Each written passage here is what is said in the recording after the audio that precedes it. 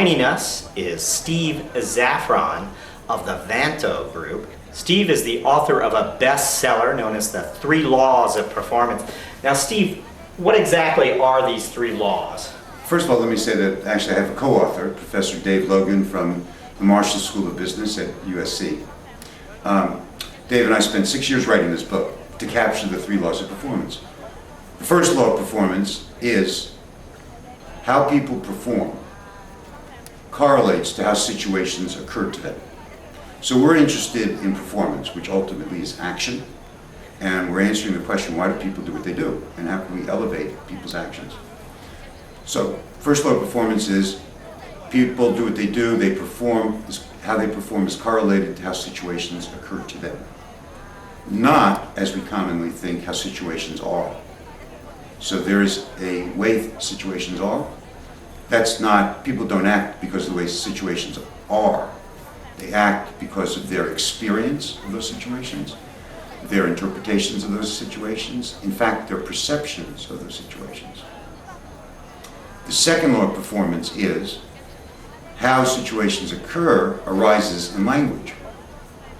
So the driver for how a situation occurs to people is somewhere in language, something about that.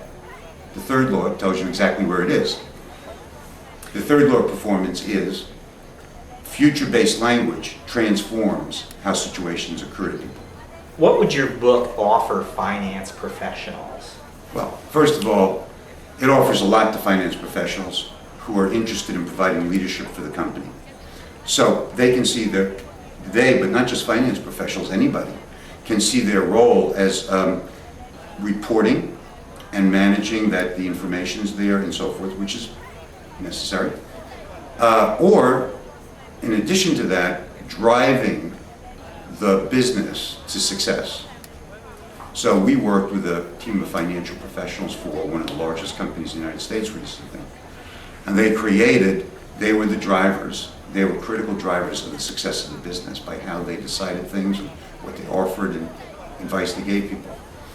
I think the 3 laws of performance provide insights for anyone in any position to provide leadership. One of your laws, Steve, is future-based language transforms how situations occur to people. Yes. What exactly are you talking about? What we're getting at is that there's really 2 uses of language, descriptive and interpretive, which deals with the past and what's happening, or language that creates the future, future-based language. So the type of language we're pointing at is the language of declaration, commitment, promises, requests, what people stand for. That kind of speaking generates new futures. Kennedy declaring we'll be on the moon in 10 years. The Declaration of Independence. 52 people got together and made a declaration of independence and then went to fought a war. Notice they didn't call it the description of independence. Martin Luther King saying, I have a dream.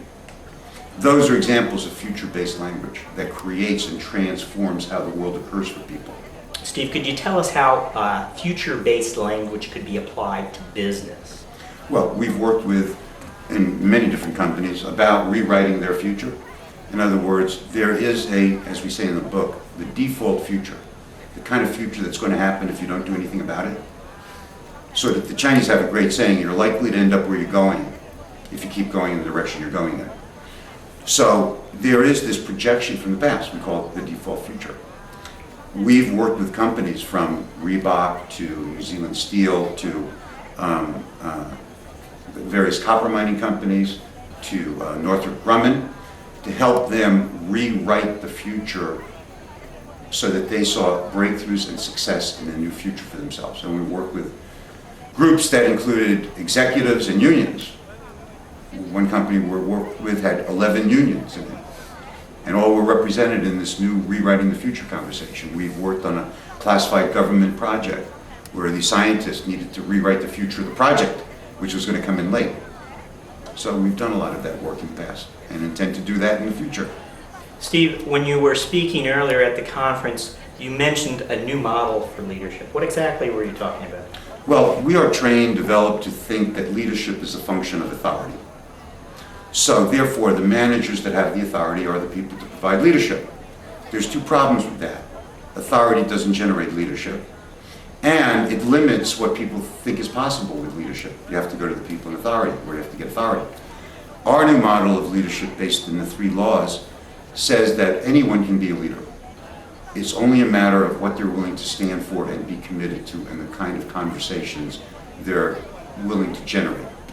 And we've seen people at any level of an organization bring their ideas to the top and create new possibilities. So if you separate leadership from authority, anyone can provide it, and you then create, if you do that, if you're the CEO of a company and you create that with your people, you then create a bunch of partners, a bunch of collaborators in a game that you're all going to win. Steve Zaffron, thank you for joining us. Thank you for having me be here.